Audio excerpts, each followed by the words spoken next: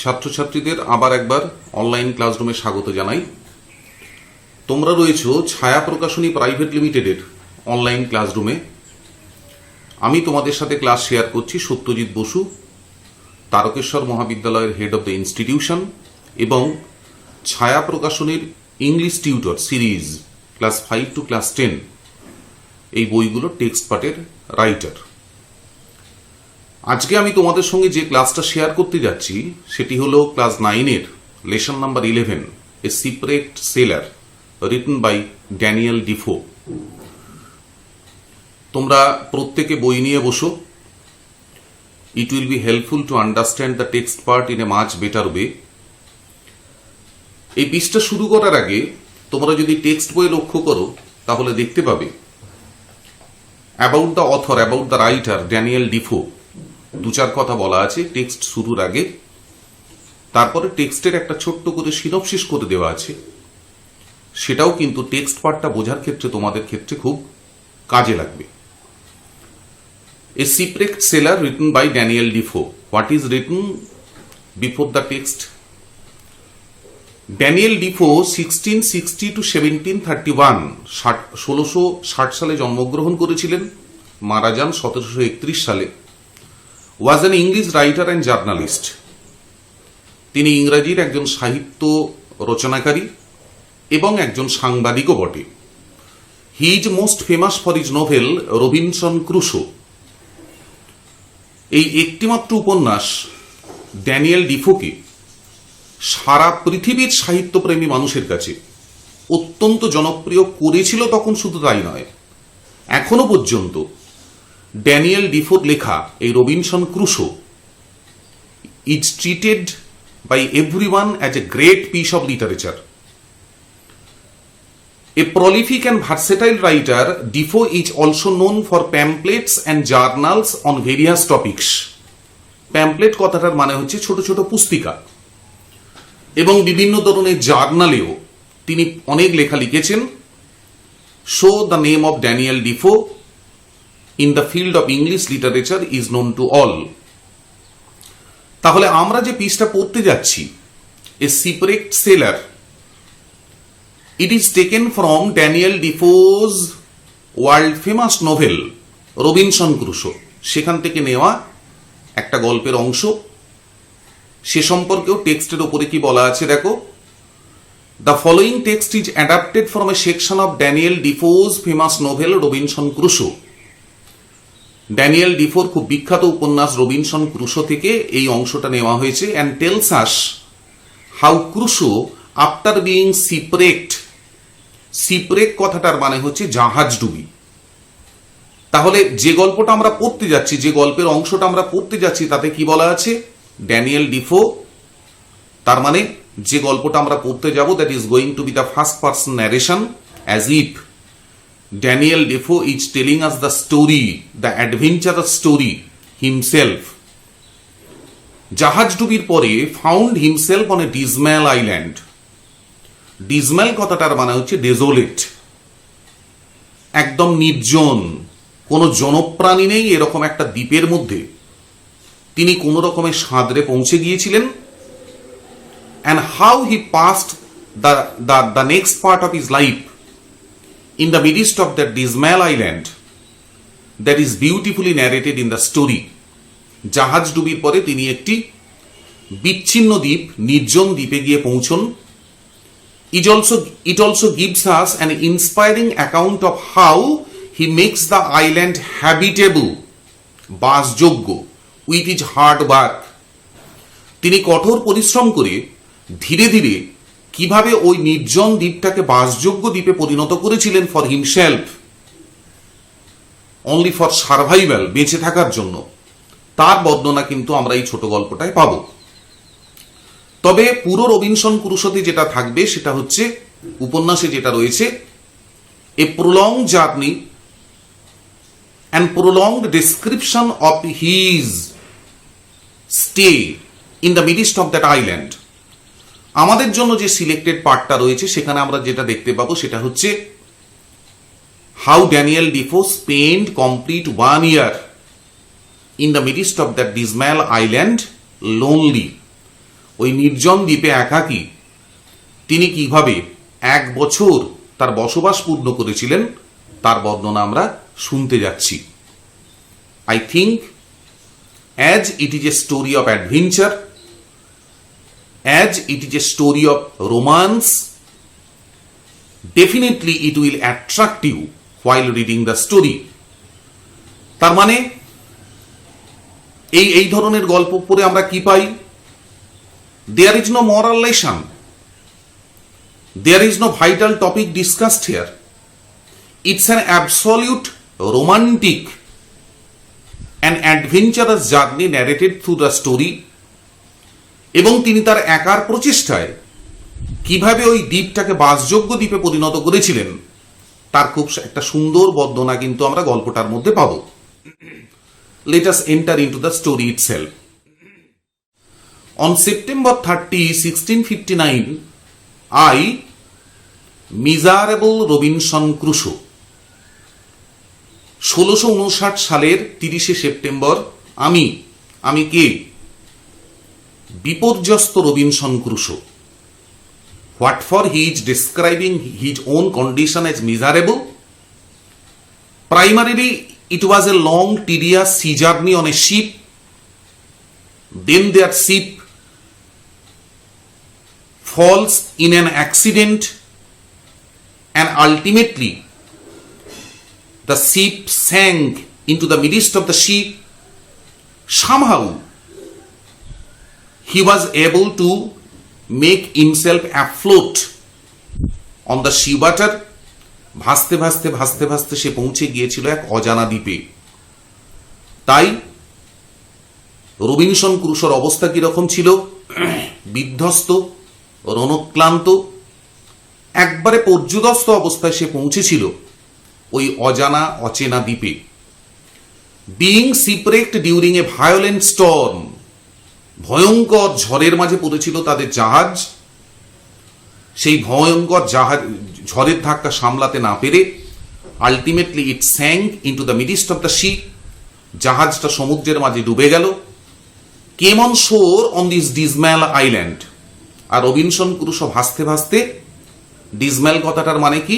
ডিজোলেট, এই পরিত্যক্ত বিচ্ছিন্ন দ্বীপে কোন রকমে আমি এসে পৌঁছলাম। I call it the island of despair.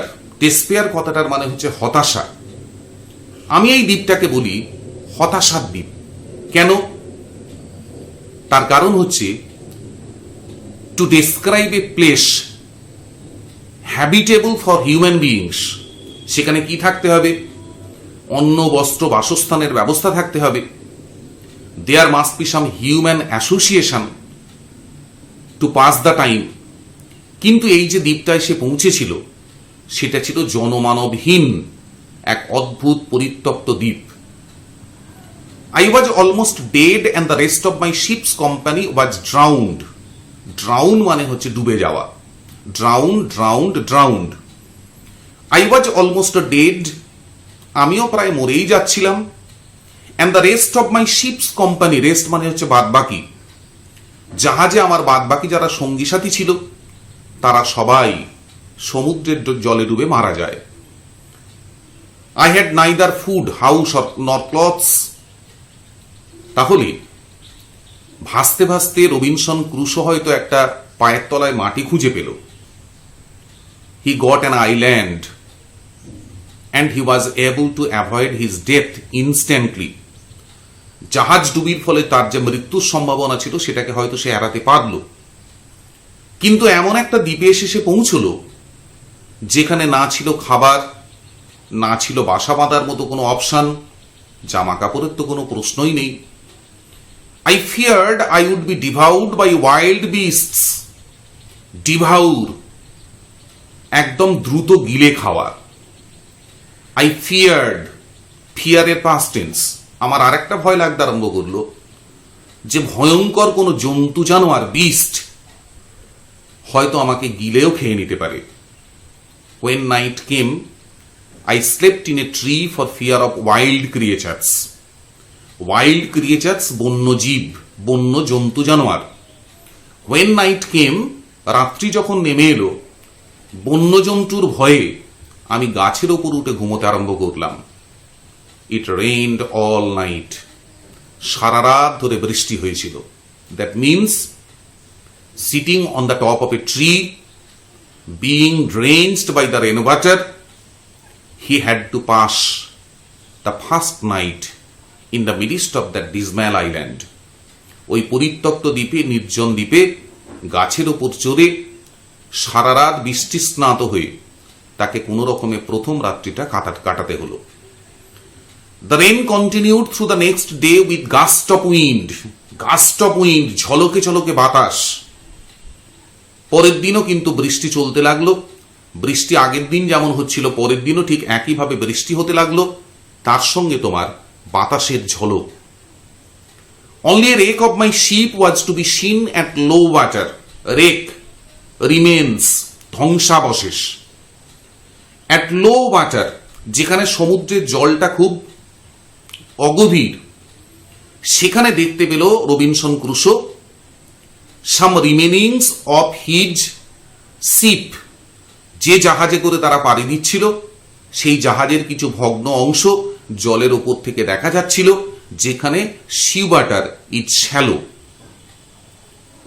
I swam to the wreck to rescue and secure for my survival some food and other provisions. I swam, swim এর past tense swam. I swam to the wreck. wreck মানে ধ্বংসাবশেষ। ওই যে জাহাজের ধ্বংসাবশেষ জলের উপরে দেখা যাচ্ছিল, আমি সেই পর্যন্ত সাঁতার কেটে গেলাম। টু রেস্কিউ, রেস্কিউ কথাটার মানে হচ্ছে উদ্ধার করা। And secure for my survival, survival মানে হচ্ছে তোমার বেঁচে থাকা। Some food and other provisions, তাহলে ওই যে জাহাজের ভাঙা অংশটা জলের ওপর ভেসে রয়েছে, সেই পর্যন্ত তিনি সাঁতার কেটে গেলেন, with the hope that if he can reach there he can at least secure some items for his livelihood.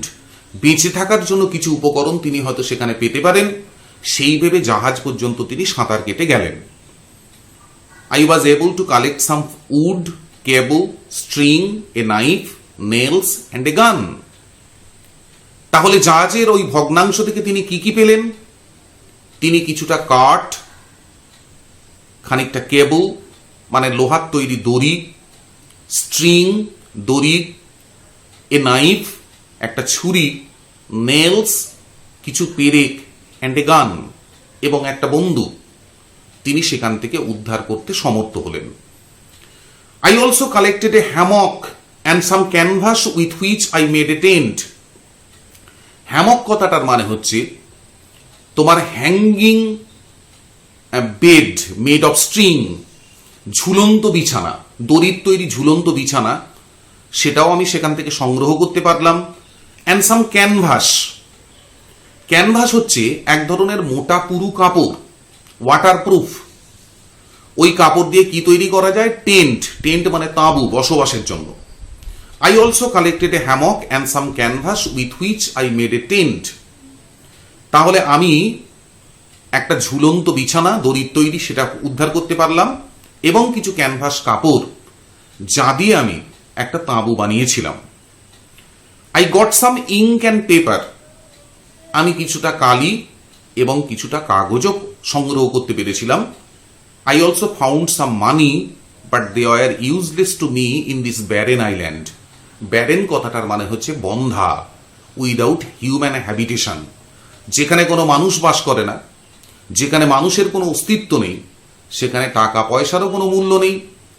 তাহলে ওই ডুবন্ত জাহাজের ভাঙা অংশ থেকে যদিও কিছু টাকা পয়সা আমি জোগাড় করতে পেরেছিলাম, কিন্তু আমি জানতাম এই ডিজম্যাল আইল্যান্ডে, এই ডেজোলেট আইল্যান্ডে there is no value of currency or money, টাকা পয়সার এখানে কোনো মূল্য নেই।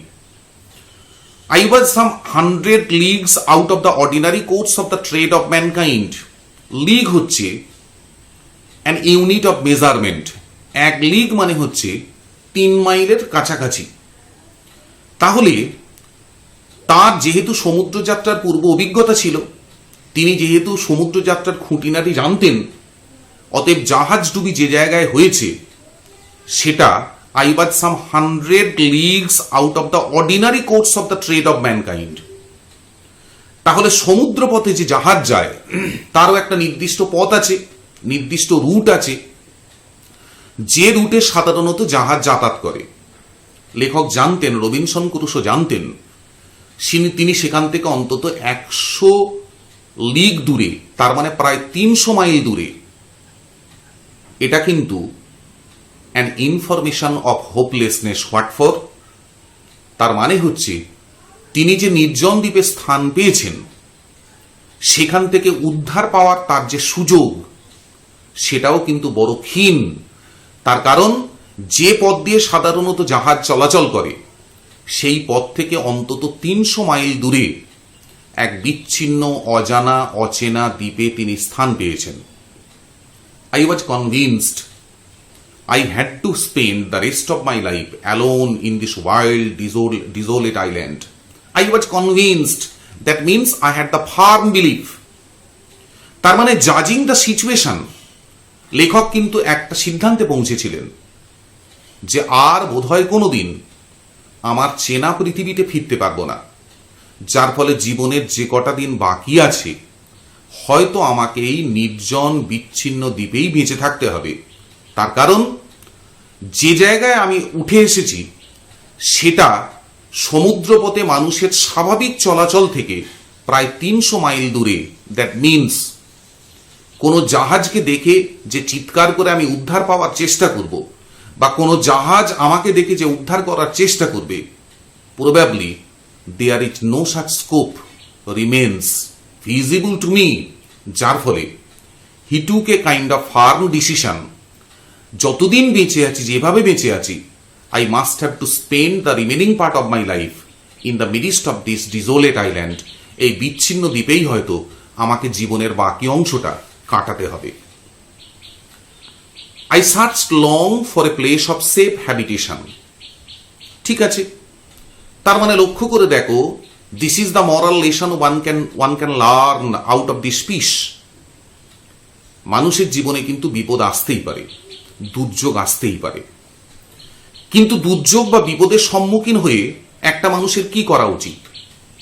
Most of the common people normally ব্রেকস down. বেশিরভাগ সাধারণ মানুষই কিন্তু ভেঙে পড়ে। সেই ভেঙে পড়াটা তার মৃত্যুকে আরো ত্বরান্বিত করে। তাহলে এখানে রবিনসন ক্রুসো যে অবস্থার মধ্যে পড়েছেন, ভেরি ডেঞ্জারাস, যেখানে আশার আলো প্রায় তার কাছে কিছু নেই। তবু লক্ষ্য করে দেখো, this is called the positive mindedness. যতক্ষণ শ্বাস ততক্ষণ আশ। তার মানে প্রাণবায়ু যতক্ষণ পর্যন্ত শরীরে রয়েছে, I must have to try my level best. কে বলতে পারে all on a sudden some better chance would come? যে কোনো মুহূর্তে কোনো ভালো সুযোগ আসতেই পারে। তাই in the midst of that desolate island, Robinson Crusoe started to think about settlement. এবার সেখানে সেটেল হতে গেলে কি দরকার? বন্য জন্তুদের হাত থেকে রক্ষা পাওয়ার জন্য নিশ্চিন্ত বাসস্থান দরকার। পেটের খিদের জ্বালা মেটানোর জন্য খাবার দাবারের বন্দোবস্ত করতে হবে, এবং সে যে জায়গাটায় বাস করতে চাইছে সেই জায়গাটাকে to make it better and better comfortable for living, সে কাজটাও তাকে এগিয়ে নিয়ে যেতে হবে। তার কারণ হতাশা কোনোদিন কোনো মানুষকে সঠিক পথের দিশা দেখায় না। I searched long for a place of safe habitation. নিশ্চিন্ত নিরাপদ বাসস্থানের জন্য আমি একটা জায়গা খোঁজা শুরু করলাম। I found a little plain on the side of a rising hill. ক্রমশ উঠে গেছে, খাড়া উঠে গেছে একটা পাহাড়, তার সামনে একটা ছোট্ট সমতল জায়গা আমি দেখতে পেলাম। On the rocky wall of the hill there was a hollow place worn in মানে বিকামিং ড্যামেজড। আসলে এই যে পাহাড়টা খাড়া উঠে গেছে, সেই পাহাড়ের গোড়ায় একটা গর্তর মতো দেখতে পেল। আসলে এই গর্তগুলো কিভাবে তৈরি হয়? বছরের পর বছর বিভিন্ন প্রাকৃতিক কারণে ওই পাহাড়ের পাথর আস্তে আস্তে ক্ষইতে ওই জায়গায় একটা গুহার মতো গর্ত তৈরি হয়েছে, আর তার সামনের জায়গাটা কিরকম সমতল, like the entrance to a cave. জায়গাটা দেখলে কিরকম মনে হবে? ঠিক যেন কোনো গুহার প্রবেশদ্বার। On the flat of the green just before this hollow I resolved to pitch my tent. Pitch tent মানে হচ্ছে তাঁবু খাটানো। তাহলে on the flat of the green just before the hollow, ওই যে খাড়া পাহাড়টা উঠে গেছে তার নিচে একটা ছোট্ট গর্তের মতো একটা গুহার মতো অংশ, তার সামনের যে সবুজ সমতল, আমি ঠিক করলাম সেখানেই আমি আমার তাঁবু খাটাবো। I cut the wood I collected into stakes. Stakes কথাটার মানে হচ্ছে পোস্ট বা পিলার। আমি যে কাঠটা জাহাজ থেকে সংগ্রহ করেছিলাম সেটাকে ছোট ছোট সরু সরু পিলারের আকারে কাটলাম। I drop them into the ground in a semi circle around my tent.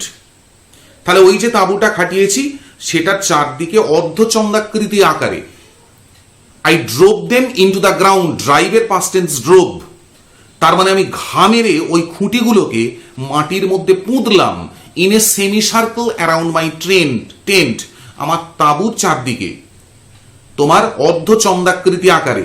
লক্ষ্য করে দেখো, what for Robinson Crusoe ultimately chose that very place. তার কারণ সেই যে জায়গাটার বাসস্থান তার একটা দিক কিন্তু পাহাড় দিয়ে ঘেরা। তার মানে 50% security he can get automatically out of the rising mountain. তাহলে বাকি অর্ধেকটা ঘিরে ফেলতে পারলেই he will be able to make himself safeguard, নিজেকে কিন্তু সুরক্ষিত করার মতো ব্যবস্থা করে ফেলতে পারবে। সেই জন্যই that very particular place was chosen by Robinson Crusoe for making the tent. তাহলে the stakes stood 6 inches apart from each other. ওই যে লাঠিগুলো খুঁটিগুলোকে আমি পুঁতলাম অর্ধচন্দ্রাকৃতি আকারে, সেগুলো মোটামুটি একটার থেকে আরেকটার দূরত্ব হচ্ছে 6 ইঞ্চি। I put the cables I had rescued from the ship around the stakes in the manner of a fence. Fence মানে হচ্ছে বেড়া। তারপরে আমি কিছু লোহার তার জোগাড় করেছিলাম, ওই তার জড়িয়ে জড়িয়ে কাঠগুলোকে বাঁধতে লাগলাম।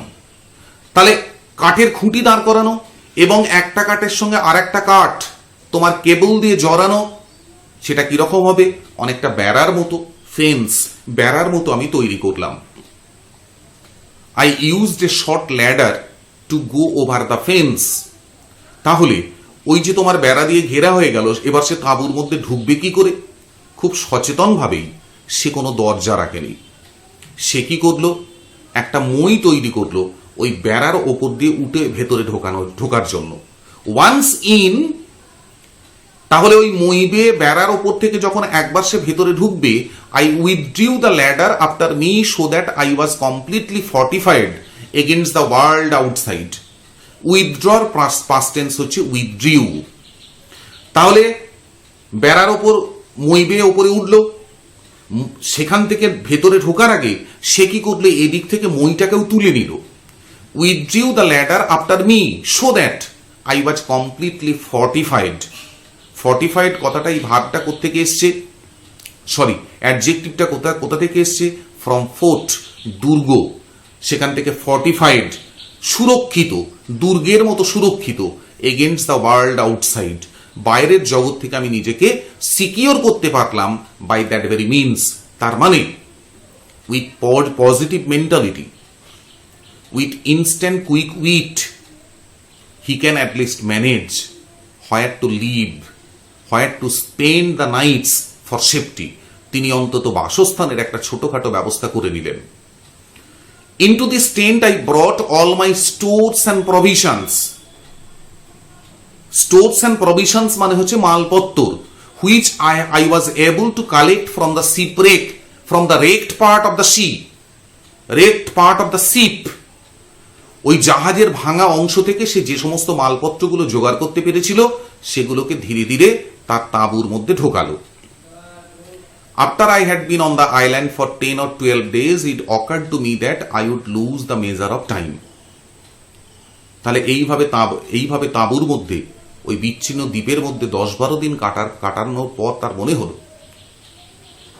যে আমি তো বোধহয় সময়ের হিসেব ভুলে যাব।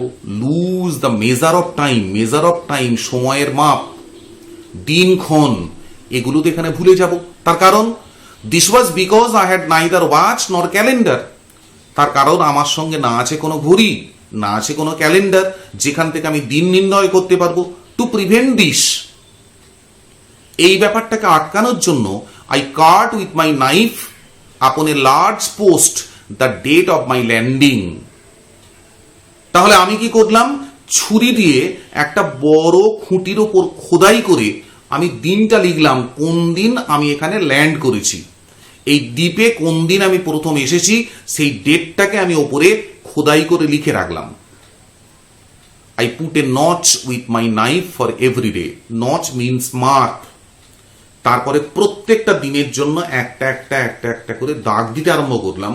তাহলে counting those notches I shall be able to find out what is the exact date and what is the exact day as we normally see from the calendars. Calendar থেকে যেরকম আমরা দিনের হিসেব পাই, এখানে প্রত্যেকটা ওই যে দাগ, সেই দাগগুলোকে গুনলেই এই নতুন আইল্যান্ডে তার কতদিন বসবাস হলো বা ঠিক কত তারিখ, কত সালের কত তারিখ, he could easily understand it from those notches. ওই সমস্ত দাগগুলো থেকে তিনি কিন্তু সেটা বুঝতে পারতেন। That means gradually he is making the island habitable and comfortable for living for himself. What for? তার কারণ he has no other option. এবং লক্ষ্য করে দেখো, this is the unique effort exerted by a lonely man, যে ধরেই নিয়েছে probably never I will be rescued. What for?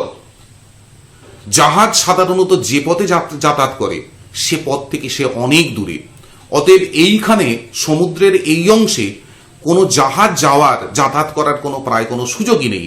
তার মানে লক্ষ্য করো, the situation is absolutely hopelessness and this is called the robustness of mind. Out of that hopeless condition when one can deduct hope for future, এটাই হচ্ছে প্রকৃত সদর্থক মানসিকতা। চরম একটা দুর্বিষহ অবস্থার মধ্যে থেকেও যে নিজের জন্য নিজের মতো করে আশা খুঁজে বার করার চেষ্টা করতে পারে অ্যান্ড ডু অ্যাকর্ডিংলি। এবং তিনি খুব ভালোভাবেই জানেন কতদিন বাঁচবো আমি জানি না, আদৌ কোনোদিন উদ্ধার পাওয়ার প্রায় কোনো চান্সই নেই, কিন্তু এটা আমি জানি যতক্ষণ দেহে প্রাণ আছে I must have to carry on to make the situation suitable for myself. তার মানে this is an adventurous story which provides us true positive mentality. এটা সেই ধরনের একটা অ্যাডভেঞ্চারাস গল্প যেটা আমাদেরকে শেখায় what is the true value of positive mentality. সদর্থক মানসিকতার কি মূল্য সেটা আমরা শিখতে পারি ফ্রম দিস স্টোরি।